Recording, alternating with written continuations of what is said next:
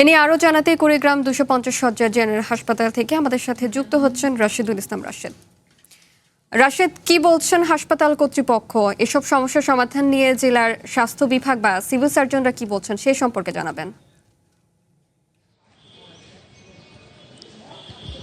শাওন, ধন্যবাদ আপনাকে।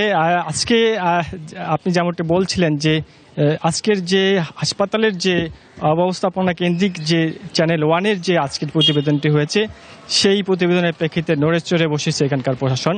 আজকে তারা একটি সাধারণ মিটিং তথা সভা করেছে। তারা এখানকার অব্যবস্থাপনা কিভাবে দূরীভূত করা যাবে, নিরসন করা যাবে, এই বিষয়টি তারা অনেক বিস্তর আলোচনা করেছে।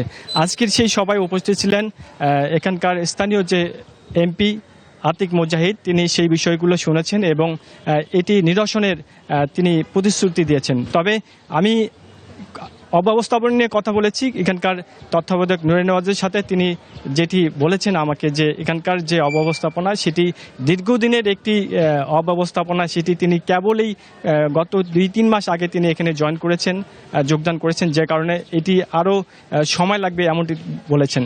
তবে এখানকার যে পরিস্থিতি, আমি কয়েকজন যারা এখানকার আগত রোগী সাধারণ স্বজন আছে তাদের সাথে আমি যদি একটু যুক্ত হই, একটু কথা বলি, আমি শুনবো আর কি এখানকার যে স্বাস্থ্য সেবার যে অবস্থা একটু বলবেন আর কি। আসলে কি বলবো এখানে, এখানে স্বাস্থ্য সেবার বিষয়টা আমরা জাতি হিসেবে খুবই আমাদের ভাগ্য খারাপ। এই কারণে আমরা এই দুর্নীতির সাথে যুক্ত হতে হতে আমাদের ভাগ্যটা আমরা এটা মেনে নিয়েছি এই অব্যবস্থাপনাগুলো। কারণ এই এত বড় 8তলা ভবন, এখানে রুগীরা এসে